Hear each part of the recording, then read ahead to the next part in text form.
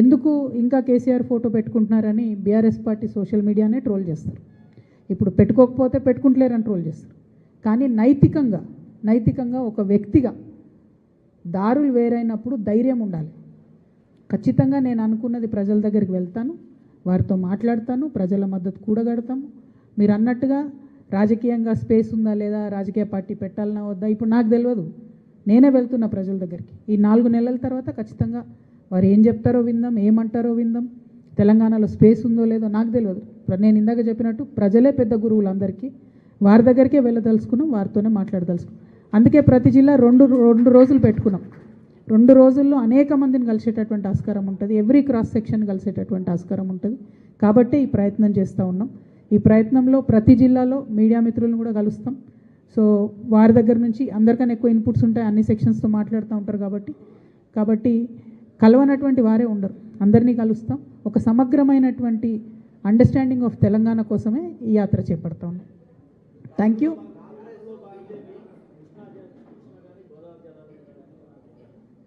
100% పోరాటాన్ని విడిచిపెట్టలేం కదా. అధ్యయనం జరుగుతుంటుంది ఓ పక్క, కానీ పోరాటాన్ని వదిలేదే లేదు. గ్రూప్ 1 కూడా ఇవాళ కూడా మేము లాయర్లను పెట్టుకొని రెడీగా ఉన్నాం. అది మళ్ళీ పోస్ట్పోన్ అయింది. ఇప్పుడు బీసీల రిజర్వేషన్ అంశం అట్లానే ఉన్నది, బనకచెర్ల అంశం అట్లనే ఉన్నది, 9 మన మండలాల అంశాలు అట్లనే ఉన్నాయి, 5 ముంపు గ్రామాల అంశాలు అట్లనే ఉన్నాయి. ఇట్లా అనేకమైన విషయాలు పెండింగ్లో ఉన్నాయి. పెండింగ్లో ఉన్న అంశాల కోసం పోరాటాలు కొనసాగిస్తూనే ఉంటాం, కానీ అధ్యయనం కూడా కొనసాగిస్తూ ఉంటాం. It is largely a listening tour for Jagruthi, and జాగృతిని స్ట్రాంగ్ చేసుకుంటాం. ఇదివరకు మాకు ప్రతి గ్రామంలో శాఖ ఉండే, వేలాది మంది కార్యకర్తలు ఉండే. ఒకప్పుడు సార్ చెప్పినని కొంచెం ఆపినాం ప్రోగ్రామ్స్, మళ్ళీ రివైవ్ చేసుకుంటాం. మా పాత కార్యకర్తలందరినీ కూడా కలుస్తాం, కొత్త వాళ్ళని కూడా చేర్చుకుంటాం, కొత్త వాళ్ళతో కూడా మాట్లాడతాం, సంస్థను పటిష్టం చేసుకుంటాం, తెలంగాణ వ్యాప్తంగా పర్యటన చేస్తాం. Thank you.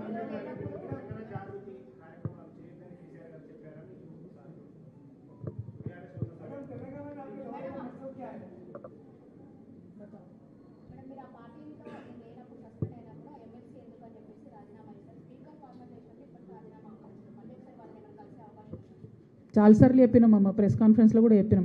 మేము ఫుల్ హోషో ఆవాజ్లో రిజైన్ చేసినాం, యాక్సెప్ట్ చేయండి అని మళ్ళీ కూడా కోరుతున్నాం. మాకు ఎమ్మెల్సీతో పని లేదు, అవసరం లేదు. పార్టీ వద్దనుకున్నాక మాకు పదవి చిన్న ముచ్చట, పార్టీయే మెయిన్. పార్టీయే వద్దన్నాక పదవి అనేది చాలా చిన్న ముచ్చట. సో అందులో కాంగ్రెస్ పార్టీ రాజకీయం ఏందో నాకేం తెలియదు, వాళ్ళకి ఎందుకు ఇబ్బంది అవుతుందో నా రాజీనామా యాక్సెప్ట్ చేయాల్సి నాకు తెలియదు.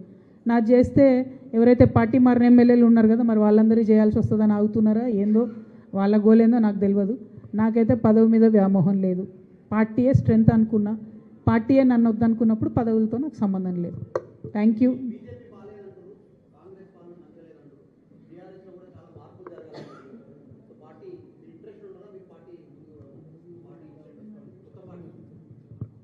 నేను ఉన్న మాట చెప్తున్నా. ఇప్పుడు భారతీయ జనతా పార్టీకి 8 మంది ఎంపీలను ఇస్తే మనకు 8 కొత్తలు కూడా ఇవ్వాలి వాళ్ళు. బడ్జెట్లో 2 బడ్జెట్లు అయిపోయినాయి. 8 మంది ఎమ్మెల్యేలు, 8 మంది ఎంపీలు అంటే ఈ మధ్య కాలంలో వాళ్ళు గెలిచిన అత్యధిక సీట్లు ఇవి. వాళ్ళు గన్ని సీట్లు గెలిస్తేనే ₹1 ఇస్తలేరు మనకు. మరి వాళ్ళు ఏం చేస్తున్నట్టు?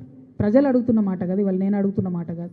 మనకు ఒక ప్రత్యేక ప్యాకేజ్ వచ్చిందా, ఒక ప్రత్యేక రైలు వచ్చిందా, ఒక ప్రత్యేకమైన ఏమైనా వచ్చిందా? అన్నిటికన్నా ఎక్కువ నిన్నగాక మొన్న బీసీ బిల్లులు ఇక్కడ పాస్ అయిపోతే గవర్నర్ దగ్గర అయినాయి, రాష్ట్రపతి దగ్గర అయినాయి.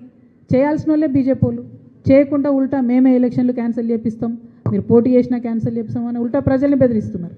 అంటే అట్లాంటి పార్టీతో మనకేం సంబంధం, ఏం లాభం? కాబట్టి నేను ప్రజల నుంచి వచ్చే ఫీడ్బ్యాకే చెప్తున్నాను, నేను చెప్పేది ఏం లేదు కొత్తగా. కాంగ్రెస్ పార్టీ పరిపాలన మీరందరే చూస్తున్నారు. పోరాటం లేని ప్లేస్ ఎక్కడుందా? ఇవాళ యూరియా బస్తాల దగ్గర కొట్లాట మొదలు పెడితే సిటీ బస్సుల దాకా కూడా కొట్లాట నడుస్తూనే ఉన్నది.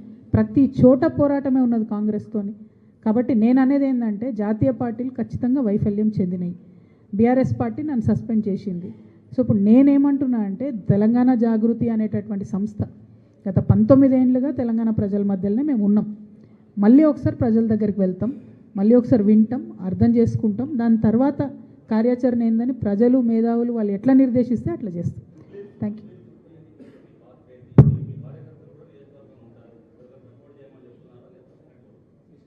చిన్న ముచ్చట జూబ్లీహిల్స్ మాకెందుకే, తెలంగాణ అంతా తిరగాలి. జూబ్లీహిల్స్ మాకేం పని ఉంది చెప్పు. సింపుల్ ఇష్యూ, అది పెద్ద నాన్ సీరియస్ ఇష్యూ. అది డోంట్ టేక్ ఇట్ సీరియస్. నేనేమంటున్నా బ్రదర్, జూబ్లీహిల్స్ అనేది తెలంగాణ జాగృతికి సంబంధం లేని ముచ్చట. Simple logic.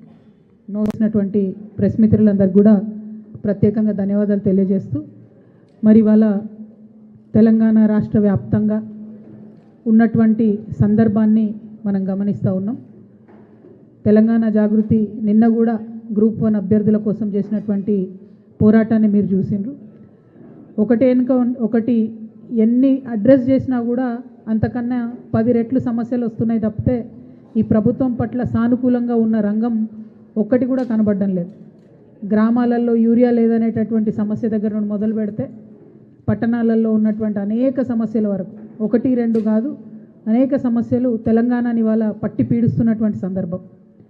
సరే, సమస్యలు అనేటివి నిరంతరం ఉంటాయి, ప్రభుత్వాలు వాటిని పరిష్కరించుకుంటూ వెళ్తాయి అని అనుకుందామంటే ఇప్పుడున్నటువంటి ప్రభుత్వం పరిష్కారాలని పక్కన పెట్టి ప్రతిపక్షాలను తిట్టడమే కార్యక్రమంగా పెట్టుకున్నారు తప్పితే పరిష్కారాన్ని చూపించే దిశగా అయితే పోతలేవు. మరి జాతీయ పార్టీలు ఏమన్నా ముందుకొచ్చి ఆదరిస్తాయా, జాతీయ పార్టీలు ఏమన్నా ముందుకొచ్చి తెలంగాణను ఆదుకుంటాయా అంటే అధికారంలో ఉన్నటువంటి జాతీయ పార్టీలో 8 మంది ఎంపీలను గెలిపించిచ్చినా 8 మంది ఎమ్మెల్యేలను గెలిపించిచ్చినా ₹1 కూడా తెలంగాణకు విధిలించినటువంటి పరిస్థితిని మనం గమనిస్తున్నాం. మరి ఇట్లా ఒక రకమైనటువంటి అనిశ్చితి తెలంగాణ వ్యాప్తంగా కూడా ఉందన్న విషయం నాకంటే ఎక్కువ ప్రజలందరికీ కూడా తెలుసు. గ్రామాల్లో ఇవాళ అంతకుముందు అందినటువంటి అన్ని ఫలితాలు కూడా అందనటువంటి సందర్భాన్ని మనం చూస్తున్నాం.